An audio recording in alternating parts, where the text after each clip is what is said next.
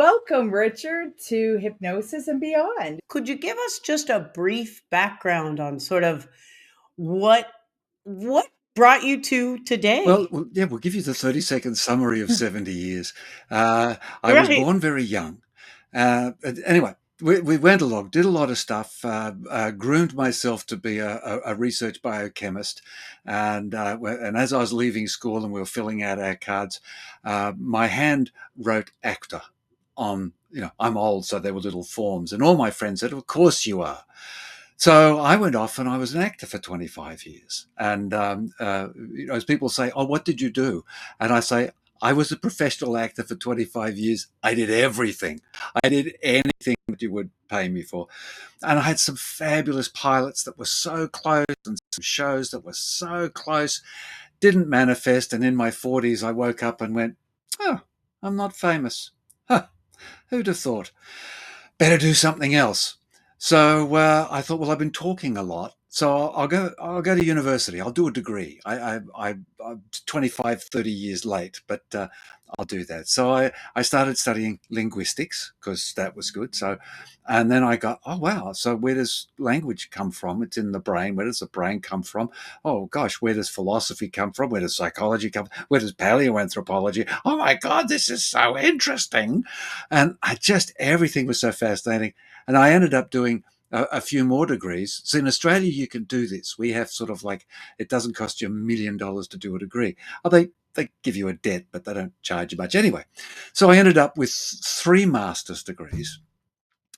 Because I just got interested in stuff. And people say, well, what about your PhD? And I said, well, I haven't got a question. Anyway, I have now. So I've started one of those. So we'll do one of those.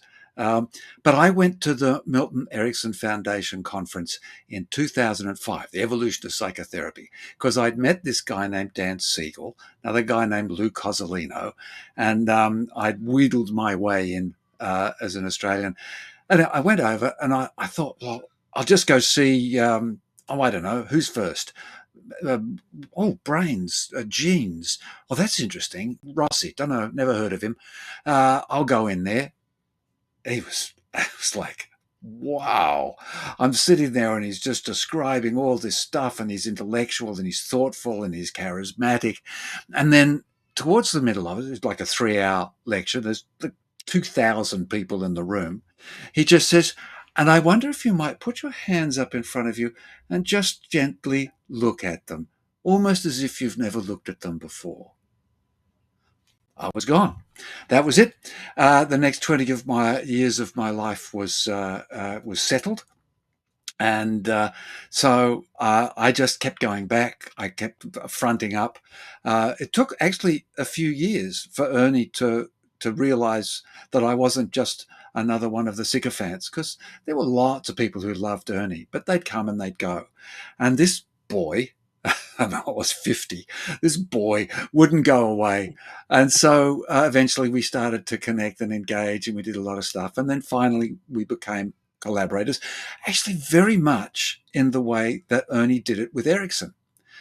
He joined, he kept going every month, and then Erickson eventually sort of allowed him into the fold, and then they started writing together. And so Ernie and I, in the last years, we knew he was getting on, and he was starting to talk to people about what he was doing. And he came to me and he said, we should write the Mirroring Hands book together. And that was like, wow. It's like, of all the people in the world, there were people all around the world for decades, but he chose me. We sat down, we worked together for a week. We talked together for a week. There was me. I'm holding hands with Ernie. We're doing weird things with electrical stuff. We're doing therapy on each other. He's asking me how to do better in life. And it was the most extraordinary experience. We wrote the book, and everybody seems to really like it. In fact, Ernie really liked it. And suddenly, we had to face Ernie's passing in 2020. And I knew he'd given me the mantle. He said, off you go. I want you to make this something more. It was always make this better, make this more. Mirroring Hands came out, people read it, and I go places and people say, oh, Richard, like you guys, you just say, oh, wow, Richard, you're really terrific. And I go, seriously? okay, I'll take it. But no, it's just been, I think, a great time in life because I wasn't coming to it with naive a naivety. I was coming at it with naive enthusiasm. And so I remember, I think it was 2019 or 2018, we were at an Ericsson conference, and Catherine usually assists Ernie because his hearing was problematic. And he's standing there and he's doing that, and 500 people in the room, and I'm there doing bits and pieces, helping on the side. And he says, I think we'll just do now a group experience. And I think Richard might lead it for us today. Okay. So that was the next phase, and here I am. And here you are, and lucky us for having you. One of the things that I think is really interesting that a lot of people don't know about is the sympathetic and parasympathetic systems. I feel that that keeps coming up in your work so much, and I'm wondering if you could give a layman's an explanation. Why should we know what these are? How can this help people in their lives to understand them? All yes, as you say, one of 1,000 questions about this extraordinary thing. We won't get into the cellular communications, the DNA and gut-brain things. We'll just start at the basics of the autonomic nervous system. So we have a fundamental system, like all animals, all species pretty much carry this, is that when there is danger, when there's difficulty, when there is need to stress to take an action, we'll activate what we call the sympathetic nervous system. I don't know why it's called sympathetic, because it's actually quite mean and gets you all aggro and tense. But the sympathetic nervous system activates you, it upregulates you. Then we do what needs to be done. Now, the sympathetic nervous system upregulates on a very simple levels. Like if you just start to feel hungry and you need to get up to go to the fridge, that's part of what it is. You will upregulate. But then when you've done that, whatever it is, you've got over the difficulty or just the need at the moment, you then calm down and go back to sort of homeostasis. And we have the parasympathetic nervous system. Now, these two systems operate independently of our conscious thought. Although our conscious thought can stimulate them, they can be the threat or the fear or the passion that stimulates it. But we found, and it was great, Stephen Porges, sorry, sort of friend of mine, pretentious, but Stephen Porges brought a polyvagal theory, and he talked about a third system, which is a socially engaged system, which sits slightly independently of the sympathetic and the parasympathetic. So the sympathetic, you get going, and then you sort of go over the mark, and then you calm down, you go back. When you're just socially engaged, and we know this, and there's various muscles we could in the face that indicate it to us, what you're able to do is go, oh, it's not. So you're sort of more in control and containment. It's more of a responsive, interactive awareness, conscious process. So it's really important to understand the differences there. Am I doing this out of volition? Am I doing this out of my choice because I want to socially engage or socially disengage? Or am I being threatened and fearful, and therefore I'm actually reacting instinctively? And so when you're talking to someone and you're working with their traumas, their difficulties, their early childhood, their current difficulties, all these things, even habits, where are they stemming from? Are they stemming from deep set internal implicit fears that have been generated and established by the autonomic nervous system, sympathetic and parasympathetic responses? Is the sympathetic nervous and parasympathetic nervous system dysfunctioning? And that's actually one of the terms that's come out, Steve uses a lot, a dysautonomia. And a lot of people have that. So you just do some breathing and you just calm down, and actually you can find yourself very easily and very quickly settling. But then maybe on the other hand, it doesn't, and it doesn't settle. Why doesn't it? Where does that come from? What is it about? So that is a pathway. The sympathetic, the parasympathetic, and the socially engaged systems are wonderful avenues by which you can get into what is going on within a person, even without them describing it or telling you anything. Hmm. So, does that mean people can control? Are you suggesting that breath is a way to control your reactions to Yeah, situations? Is and I that know we use this word control a lot. Uh, it's sort of, I'm going to shift away from control, and I know people like that because actually that's a social need, and it's cool that you use it, but it's because it's a common one. How to control yourself, how to control this, and how to control that. Actually, what that is, that goes back to a philosophical thing that was talked about 2,500 years ago. Epicurus said, if you want to be better, feel better, be more comfortable, be free of the state. So he was actually meaning the state of the government, but also the state of the states you create in yourself. And we still struggle with it 2,500 years later. But the essence of it is you can regulate things. So I think more of the body as a system than rather than something that we can stop start. So I can have a sympathetic upregulation, and I can have a conscious awareness. Oh my God, this is what's doing. I think we need to, this is improper. This is unreasonable.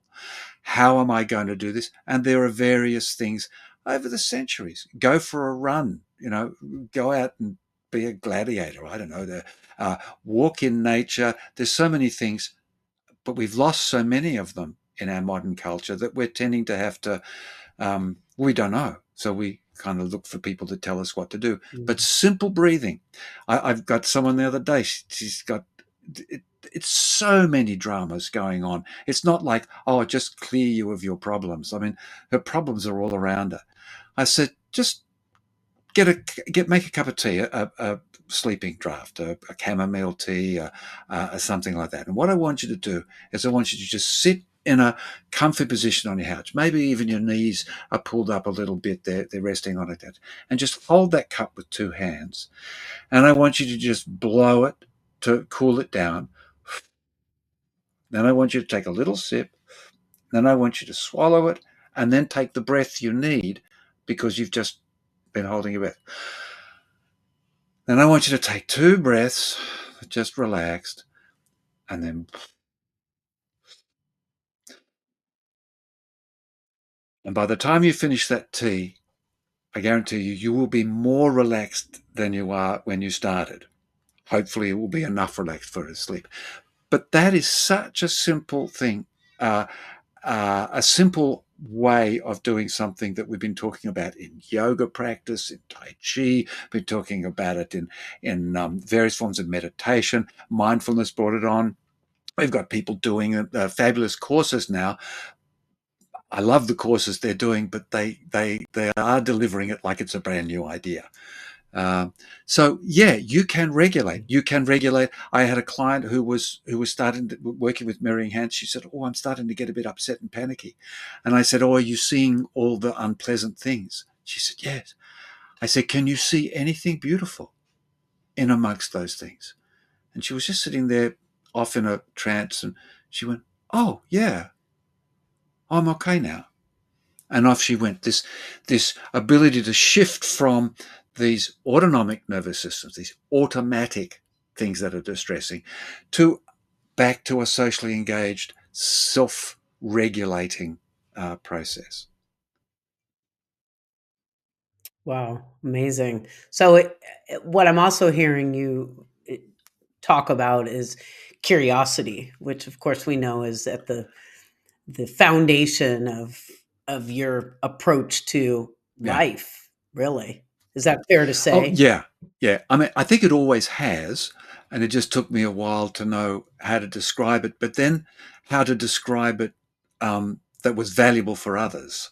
I mean, I know a lot of people get very keen. They discover something, they figure something out, and they go, "Oh, I must do a course and tell everybody." And sometimes I go, "Oh, that's great." Other times I go, actually, if you read Plato, or if you read Socrates, or you read Epicurus, or you read some of the later philosophers, you see we've been talking about that for years, and well done, but not such a big deal. But everything is a big deal for ourselves. So curiosity turns on the brain into what I think is the most ideal state. It turns on brain and therefore body, because they're all look all connected. As there's an old joke about the acupuncturist of why he puts acupuncture needles in there for the head. He said, "Look all connected." Um, the essence of it is that curiosity turns on a state that's open, receptive, forward moving, potentially creative, looking for engagement, and actually feels rewarded and satisfied. And there's a whole bunch of neuroscience that describes all that. Trouble is, you get angry, you get upset, you get overwhelmed, you get pressured, you get judged and criticized. Those areas, various areas of the brain that turn on curiosity, get taken up by those activities. So you actually can't be angry, and particularly rageful. You can't be angry or pissed off and curious at the same time, because they co-opt each other. But equally, when you're curious, you can't be those things. So it's just fascinating to say to someone, "Oh, I'm really depressed." They go, "Oh, that's interesting. Now, tell me about that. How do you feel depressed? What are the ways? Where do you feel it? What are the thoughts? Where is it in your body?" And if I'm curious, it's a contagious thing. And some of them will say, "Oh, well, I feel really flat in the face." And I go, "Yeah, you're looking really flat in the face. What would happen if you smiled a bit?" And they go, "Oh, I can't smile." "Oh, I just smiled. Oh, sorry. Am I supposed to smile? I'm depressed." So suddenly it becomes, where am I going, rather than where am I? So it moves us out of that stuck position. But it also is the most glorious thing for life, and certainly as a therapist. And I teach therapists to take on a really, really difficult stance with their client. And I call it naive curiosity. So in this moment, with your client, and in life, with your partner, with me, with the grandchildren, you have no idea exactly of what is going on. You may have thoughts about it, but you actually don't know. And so if you don't know, be curious. As different from what we tend to do is say, "I don't know. Oh, I have opinions." And we make opinions. And then we say, "Oh, you're this or you're that." And I mean, I know we could do it beautifully as well. "Oh, I can see you're terribly anxious." And people will go, "Oh, I'm not sure whether I am, but you've just told me, so maybe I will be." Uh, I remember the girl who came in who was very anxious, but she was moving towards a panic attack. She was writhing and wriggling around. And and I just didn't say it. I said, "Oh, I can see that you're very," and one of the keys is, I'm not going to say what I think. I want to know. And she said, "Oh, yes, have you got a bathroom?" And she was wriggling around because she wanted to go to the loo. And then she had a moment to relax, and as you do, you relax. She came back in and she said, "Oh, and I'm really anxious." So the energetic potency stays with the other person. With my grandson, you know how you little 2, 3 year old, and you go to help them, and they push you away. And you go, "My grandson hates me," or "Don't do that. Papa's right. You have to do what Papa says." And what I did was, I just thought, "Oh, that's interesting. He's feeling a sense of stability at the moment. At the moment, I need to respect that." So what I did was, I just moved my hand and I put it a couple of inches away from his. And we just walked up the steps. And then every now and again, he'd reach out and just grab my hand. And I would just let him grab it and hold it and stabilize. Then he would let it go. And now when I move out to help him, he doesn't push me away. And because he knows that that he has the choice. He has the autonomy. And this other term I've got of energetic potency. So curiosity is an energy. It is an energy. I mean, energy gets a bit mucked around, but it is an energetic framework, and it creates this. I mean, look at me now, just sitting here. I'm curious about what I'm going to say next. I'm thinking, oh, what have I said? Have I said enough? Where's it going? Oh, are they interested? Oh, look at those eyes. Yeah, cool. Everything is interesting. And that makes a life that is full of good things and particularly doesn't produce cortisol at high levels. I know. Susie and I, if we start to get arguing or get things, we say, not worth the cortisol. We want to live longer. So yeah, and so it's A bit like people say not worth the calories when well, that's right. if a dessert isn't Yeah, good enough.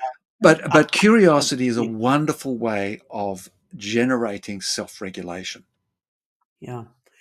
Well, let me ask you this. Do you believe curiosity is age specific, or does it evolve over time? Or can you compare a child's curiosity to an adult's curiosity? How does that? This is a really interesting question too, because this is another thing that I've been looking at lately. Is we have capacities. Curiosity is one. We have emotions. We have tolerance. We have resilience. But these things actually aren't. We have musicality. We have artistry. We have uh, academic intellections. We have these capacities, and they're actually not in themselves energies.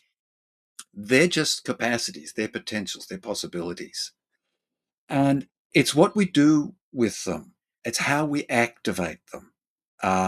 And one of the issues is if we activate them in a way that's destructive. I can't, the limiting thoughts and negative stuff we talk about. I can't, it isn't, this is bad, I'm bad, negative stuff. Then we'll take it down the negative rabbit hole and it will become destructive.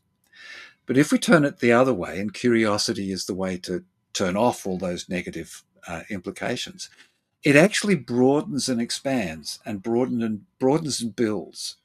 So the capacity for curiosity is a natural human capacity. And it is exactly the same capacity with you for your whole life. Uh, Now, how do you energize it? A child's curiosity and an adult's curiosity and an in-between person's age, wherever you are, can be turned on and turned off. That's absolutely true. What I urge is actually people to have what I call curiosity squared. If you can actually, certainly we have curiosity about something, like I'm curious of what you're saying, I'm curious of what you're asking, I'm curious at what's happening around, I hear things and doing things. I'm curious about something specific. But what if I'm just curious as a foundational, I give curiosity a foundational energy. I wake up in the morning with a sense of wonder, a sense of possibility. Then what happens is when something comes up that I actually want to be specifically curious about, then it doubles. Now, children tend to have just a fundamental, uninhibited, foundational curiosity because they don't know anything. All they want to do is wake up and go, "What's that? Oh, what's that? Oh, what's that?" Either verbally or by sticking things in their mouths, by touching them, by holding them, by licking them. God, Lord, help us. Don't lick the fence post. But now I understand it better. Uh, and that's to adults. So, but anyway, so that foundational curiosity wanes. It really wanes. We start to know stuff. We also start to um, become fixed in things because we have fear of making mistakes. We have fears of getting hurt. We have fears of difficulties. So we start to impinge upon it. I'll be curious when. And often when when something comes to be curious about, you've got to turn off so many angers, disappointments, restraints, limitations, all these things in order to then be curious that the things pass by. And people find themselves waking up around their 40s. That's one of the big ones. sort of one about 30, but around their 40s, the midlife, going, what am I doing? What have I been doing for the last 10 years? We get another one around the late 50s, and I'm sort of rocketing around one now in the 70s, where we have a natural reconsideration of where's going on. But a lot of people miss it. They miss it because they're too beaten, too defeated, too uncurious and curiosity. So that's the difference. It's not so much the capacity to be curious, but the degree to which you allow it to be a present energetic capacity. I think it's really profound that you said, I'll be curious when XYZ. It's like you're saving it for, once these other things are all in place, then I'll be curious. And that's it's a really interesting way to look Well, at it. and it's sort of backed Um, up by the biology and the neurobiology and the philosophy. I had someone interesting today. She said, I don't like hope. I don't like to be hopeful because I find that debilitating." And I said, "Yeah, I get what you mean, because people define hope as this. I'm hoping that something will come along that will make everything better." And I said, actually, I had a big think about this. Had some family tragedies, and someone hopeless took their own life. And I said, you can't be hopeless. This is wrong. And my definition of hope now is your creative capacity to take what you have in this moment and make something more. And suddenly I'm independent, or I'm not dependent upon the outside world. I'm utilizing my creativity, my creative capacity. And how do I turn on my creativity? By being curious. And how do I turn on my curiosity? By being creative. Beautiful, dynamic interplay. So, that's just a little bit more on what you're asking there. no, I love it. I think that's really interesting for people to hear. You mentioned earlier you can't feel curious and also feel depressed or anger or anxiety. How then would you suggest somebody who wakes up and identifies with one of those Yeah, labels? Is there what would be a practical way of, you will open your eyes and it's like, oh, it's another yeah. day. I feel already stressed, or what, what would you Yeah, suggest? I mean, there's a lot of things, of course, that are very individual. So this is a broad comment. I mean, for some people, they need to get through something. They need to readjust and reset some things in their body. I mean, maybe they're feeling like that because their body is trying to tell them, give them a message. I mean, or in fact, almost anything that you are consciously aware of is not a problem that you need to fix. It is a red flag about something that you need to pay attention to. So depression, for example, the big difference between depression and anxiety is depression is about the lack of interest in tomorrow, and anxiety is the fear of tomorrow. So they're kind of time dependent. So someone who's depressed, I mean, what's going on that you don't want to move into? What is it that is containing you and constraining to where you are? And with anxiety, differently. So, but depression could also be because you've got your gut biota is out of whack. Your depression could be because you've got the MTHFR mutation and you're not actually producing enough methane groups. And there's all these things that a therapist and a healer learns over time, whether they're professional or just a human being. But the essence of it is the place to start is to practice wondering, and it's difficult. So what you've got to do is you've got to wedge it out. So I've got depression wedged in. Well, I'm going to wedge it out with, okay, that's interesting. I'm depressed. And it's really hard to learn. And sometimes we need to do a course, or we need to have someone help us. And it's always the case with kids. Same thing with kids. The little one goes, oh, I don't know whether I want to go there. And I go, oh, but look at that over there. So we use other people is one way to do it. We use other elements around us. Once you start looking outside of yourself, I mean, this is why nature walks are so beautiful. Just walk out and just look at a bird, listen to how does that bird sing? what is this about? Actually, I'm lying here under a sheet. What's the sheet all about? What is that? They've got fibers. I'm reading this thing. It's got 1,000 somethings. What are they? Oh, that's interesting.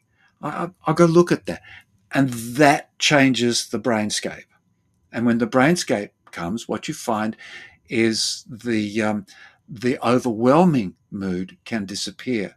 And this is actually at Hypnosis Live in July. I'm launching the possibility solution.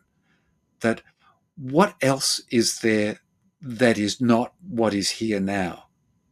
What is it that I don't yet know? Or what is it that I know that I'm not looking at? What is it that is possible? As different from what is probable, which is what a lot of these things get stuck.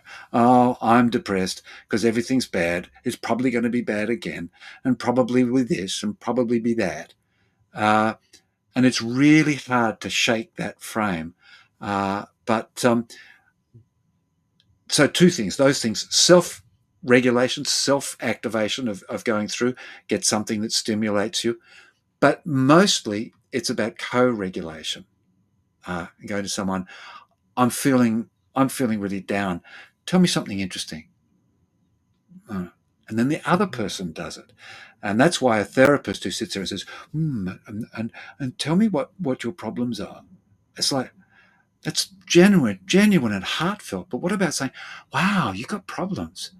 Can you tell me what they are? Because, maybe we could do something with them.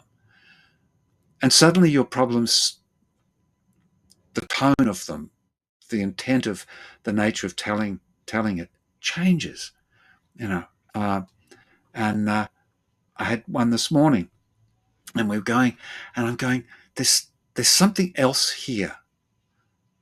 And the guy, because the guy, he didn't want to really be in therapy. And I said, there's something else here. And he said, yeah, I don't think it's just me. I said, what is it? What is it? And we played around with words. Then it actually came out. And I said, and it was a mutual thing, it was a relationship stuff. I said, I wonder if you could do this thing together. Yeah, you've got problems. Yeah, you behave badly. Yeah, she behaves badly. Sure, we can work on that. But what can we create that's missing? And these sort of ways of always looking for what's missing, what's more, what's else, what's different, what's because if we had everything there, then we wouldn't have the problem.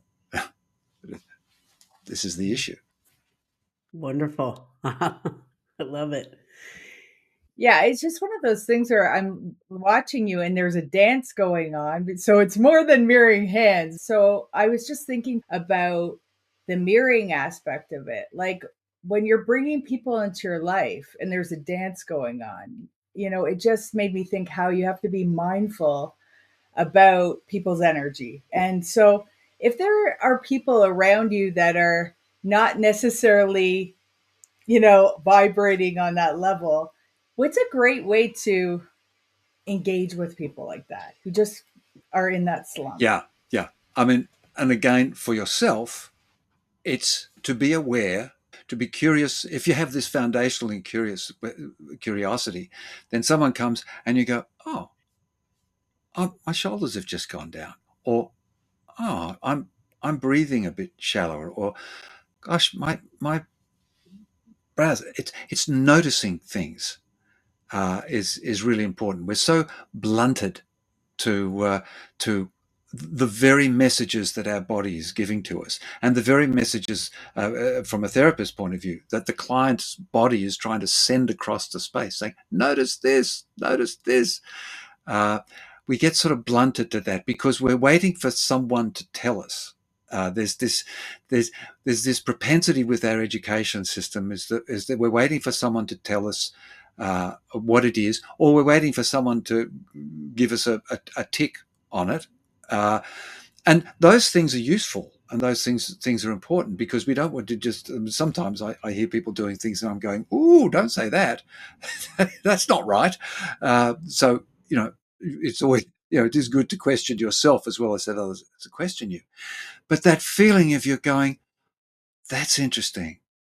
that person is, and I'll give you an example. As an actor, you get people, I suppose we get it as professionals as well, but I would get people, coming up saying, saw you, that play, saw you, you were terrible, hated you, you were dreadful. Well, there's a cheery energy. And the temptation, and this is another one of my books called the winner-loser world theory of how we believe the external influences so much that we devalue ourselves accordingly. And the key of it is just sort of go, wow, you thought I was terrible. Let me have a think. Maybe there's something in that. Oh yeah, that bit I could improve. That bit. There's always something to learn.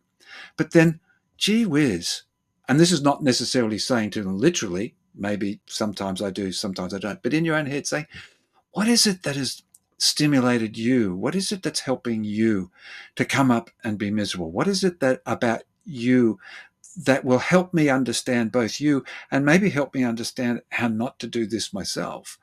Uh, Tell me about that. Why did you hate my performance so much? And I remember one of them, and he started going on about, well, that's just like my, ex-partner, whatever, blah, blah, blah, And I said, yeah, that can be done. Yeah, sit down. You want to have a beer? We'll have a talk about this. I was doing therapy way before I became a therapist. Um, but so that there's a wonderful practice in martial arts called Aikido, where what you do is it's not about defending yourself against the violence of the other, is that you understand that the other is violent.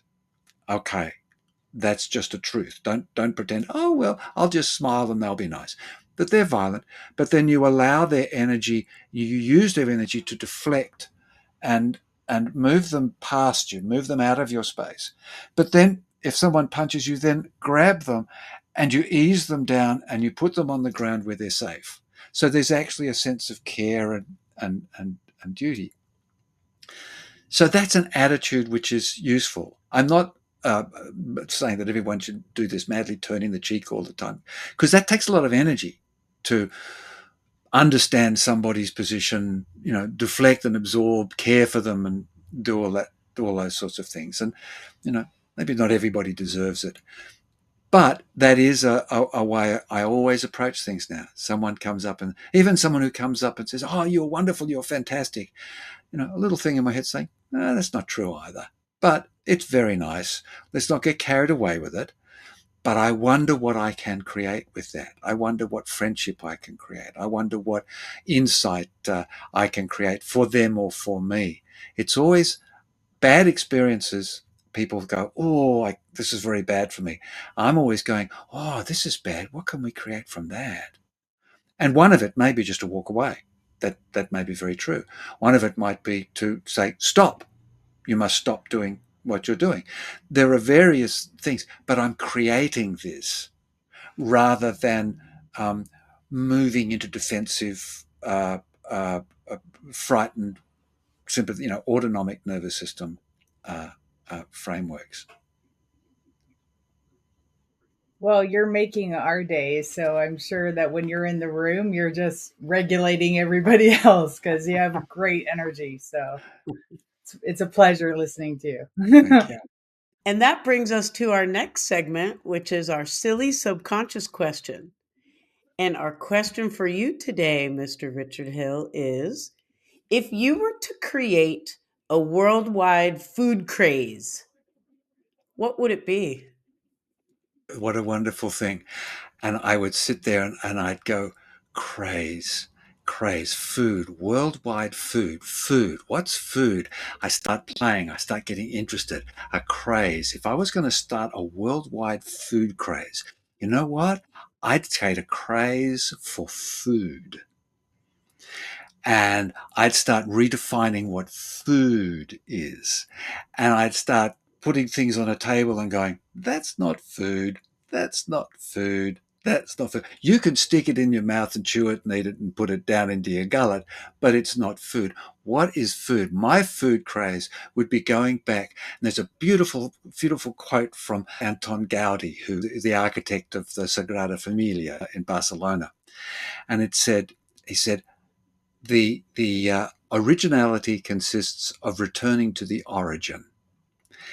And when you look at his designs, which are amazing and creative, he's actually based it on images from and structures and things from nature. It's beautiful, beautiful stuff.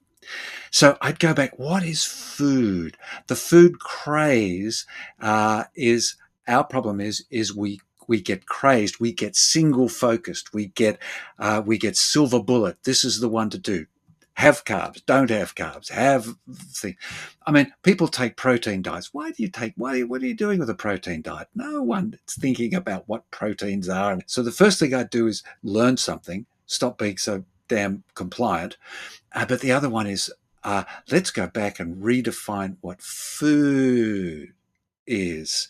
And yeah, that would be my food craze. The fascination and curiosity about whether the thing I'm putting in my mouth is actually food, or is actually somebody's ticket to a house in the Bahamas. Because I think there's a lot of things we stick in our mouth that just make profits for people. And we knew that in 1988 that sugar causes a reaction that can produce a diabetic response, can upregulate all the bits with insulin. And the research was done there in about 1988. And what did everybody do? The food manufacturers, a lot of them, they just said, oh, well, let's put more in then. And then they found out that actually, if you put more salt in, which makes it more flavoursome, that you can actually put more sugar in. And so away we go. And the horrible thing about that is if that's true, God, could it possibly be true that people would actually poison us for the sake of profits? Then we would probably get a diabetes 2 epidemic around the early 2000s. We did. Yeah, that's exactly what they did. And so then we go the other way and we only eat roots and berries and a stick of celery. And that's wrong too, or not wrong, but not right. So excesses and extremes, I'd go back to food. Uh, and that would be my craze. There you go. The trouble, sorry, no short answers on, on this end. No, that's a We're great right there with answer. you. We love food. We talk about food all the Uh, time when we're chatting. What are you making? Yeah, Right? Real yeah, food. yeah. I've just been. I go to Europe every year, and it's just wonderful. They just bring out a protein, and then they bring out what's the vegetables that are available. But Portugal is great for that. They just bring out amazing sardines that they have, and then there'll just be some potatoes, some whatever's around, beans. Maybe whatever's the current, and there's just a big platter of that, and you just chow into the protein, and it's just freshly cooked and baked, and then you do that, and unfortunately, lots of wine. It's the only country I've been. Yeah. Well, Yeah, that's all right too. it's the only restaurant I've been to where the waitress is actually opening the bottle of wine as she walks towards the table. So, doesn't even ask, Yeah. just walks in. Belongs to, more wine, fabulous. My, Sounds good to my me. wonderful friend Agostino. Hey, Agostino in Portugal. Nice. Well, wow. Okay. I know this is going to be really hard for you to answer, but what is something that lights you up and that's something that you enjoy and is your beyond that people may not know about you? Mm. Interesting question. I'm a singer and a songwriter, and in amongst the acting work I did, and I don't do it enough. But one of the things we we our travel is so arduous, and conferences and carrying on and meeting people, that when we want to just relax, we go on a cruise. We find that great food and entertainment and bits and pieces. And I'm always chatting to the crew because they're the ones that are miserable. I always end up doing a couple of sessions while I'm on a cruise. But I'll go and do the karaoke. I'll sort of sneak on down there, and I'll sidle up and I'll start thinking. And they quite like it when someone who's vaguely good at it, does something. And some people say, "Oh, it's not fair. You're a singer." I said, "Look, I'm 70 and I haven't sung for 2 years. For God's sake." Uh, but that's lovely. I love to sing. I love to sing to Susie, my wife. I remember I was doing Just the Way You Are. I'm a great Billy Joel fan. I was writing and learning from his style back in the day when I was doing things. And I was singing this to her, and she was in the audience. And there was a woman sitting in front of her, and Susie was sitting a little bit higher. And this woman in front was going all goo goo eyes at me. And I'm going, no, lady, it's the woman behind you. Anyway, uh, and years ago, Susie, in the early days, Susie was very tired. She's a massage therapist, she's a nurse, she does all this stuff. And the piano was there, and I would just sit down and I would just tinkle. And then a little melody would emerge, and then some kind of little thing, motif. And then I would play, and I'd play these things, and Susie would go to sleep. Just her little lullabies. And one time she said, from the bedroom, I heard, they're quite good. You should record them. So it was a keyboard. So I pressed the record button, and actually they were really interesting. I've got about 12 of them, and I should make my Richard Hill Lullabies CD amongst all the other, nothing things I'm doing, like PhD and magazines and mirroring hands. But what was really interesting was there were some motifs and some elements in it, and I listened to it and I thought, I can't play piano that well.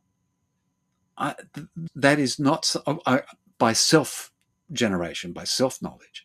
But you just create a system of music, of musicality, of ability with fingers, of need, of passion. And the fingers can often go where they need to go and do things that you can't generate on your own. And so people get amazed by that and think that's crazy. Oh, I've been touched by whatever. I say, no, it isn't. You have touched the genius that is present for us all within the framework of our capacities, if we just allow them to be energetically potent. And so I guess that's a little bit of something that might surprise people. Oh, I love it. I love it. I'm looking forward to the upcoming album of Mirroring Fingers. Yes, that would be great. And of course, when we do mirroring hands, I mean, the point of mirroring hands is not the reflection, it's not the looking back at things. It's actually more that Alice in Wonderland things, where the other world, the other place, the place of opposites. So we're looking for, we use the hands because they're a good external set of receivers that we can still control, but that we can control it. We can move, and they can move both consciously and non-consciously. But it's also a way of getting things out so we can observe them. And if I put the pain in this hand, or the anxiety, or perhaps the habit in that hand, what's in this hand? What's left? What's not the pain? What's not? Because so often in life, of course, the difficulty dominates. And if we can just pull that away, even just as a single bifurcation or division, that we suddenly go, oh my God, yeah. And then quite often when we finish a session, people will go, yeah, that's better now. And I say, oh, what happened? I say, I don't know. I say, but I know, and I felt it. And the thing that's bothering me is no longer there. And I don't need to know consciously. When you walk from one place to the other, you don't need to know that you walk from one place to the other. You just need to enjoy and engage in the experience of it and allow it to be a truth. So those things of possibility, some that are hidden, and then some that emerge. That's what we look for in a lot of therapeutic approaches, or I look for in therapeutic approaches. And mirroring hands is a really lovely way of doing that. There are many others that I've come across, but of course I think mirroring hands is the best one. Slight bit of prejudice. Yeah. Well, we love the prejudice. We're with you. So, well, thank you so much for sharing all that. Yeah. And with that, what do we always say, Jen? Peace out. Peace out. Peace out indeed. And as I say, bye for now.